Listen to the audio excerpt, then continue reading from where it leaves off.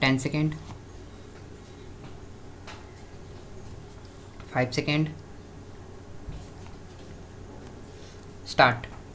In bringing about a balance between the need to protect consumers with the necessity of encouraging investment in the real estate sector, the committee observed that while it shared the concerns of customers, many of whom have to suffer because of fly by night operators, it was cognizant of the position that the real estate sector was largely being developed through private promoters, all of whom could not be tarred with the same brush.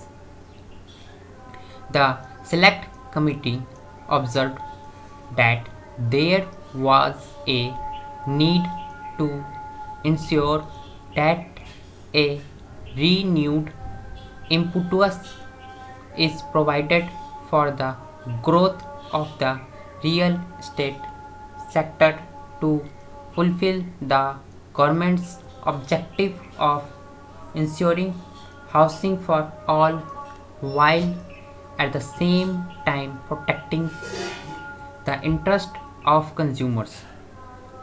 The committee struck a legislative balance between these objects, seeking to stand by the good consumer and the good promoter. The real estate sector plays a catalytic role in fulfilling the need and demand for housing and infrastructure in the country. While this sector has grown significantly in recent years, it has been largely unregulated with absence of professionalism and standardization and lack of adequate consumer protection. Though the Consumer Protection Act 1986 is available as a forum to the buyers in the real estate market, the recourse is only curative and is not adequate to address all the concerns of buyers and promoters in that sector.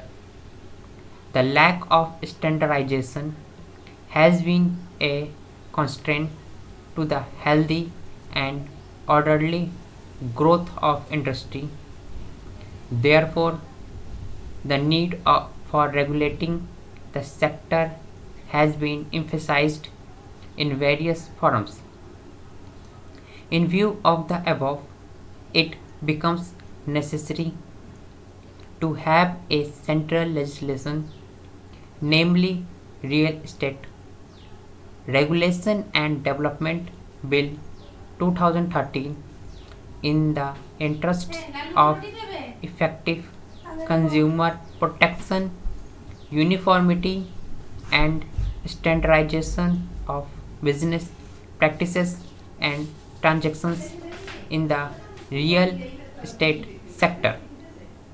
The proposed bill provides for the establishment of the Real Estate Regulatory Authority, the authority regulation and promotion of real estate sector to ensure sale of plot, apartment or building as the case may be in an efficient and transparent manner, and to protect the interest of consumers in real estate sector and establish the Real Estate Appellate Tribunal to hear appeals from the decisions, directions, or orders of authority. The proposed bill will ensure greater accountability towards consumers and significantly reduce frauds and delays, as also the current higher transactions costs. It attempts to balance the interests of consumers and promoters by imposing certain responsibilities on both. It seeks to establish symmetry of information between the promoter and purchaser, transparency of contractual conditions, set minimum standards of accountability, and a fast track dispute resolution mechanism. The proposed bill will induct professionalism and standardization in the sector, thus paving the way for accelerated growth and investments in the long run. The legislative background incident to the ultimately culminative in the enactment of the RERA indicates, firstly, the circumstances which gave rise to the need for comprehensive parliamentary legislation on the subject.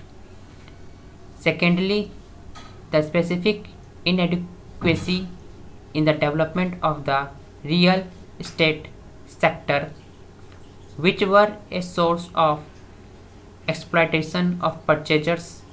Thirdly, the legislative policy underlying the enactment of law.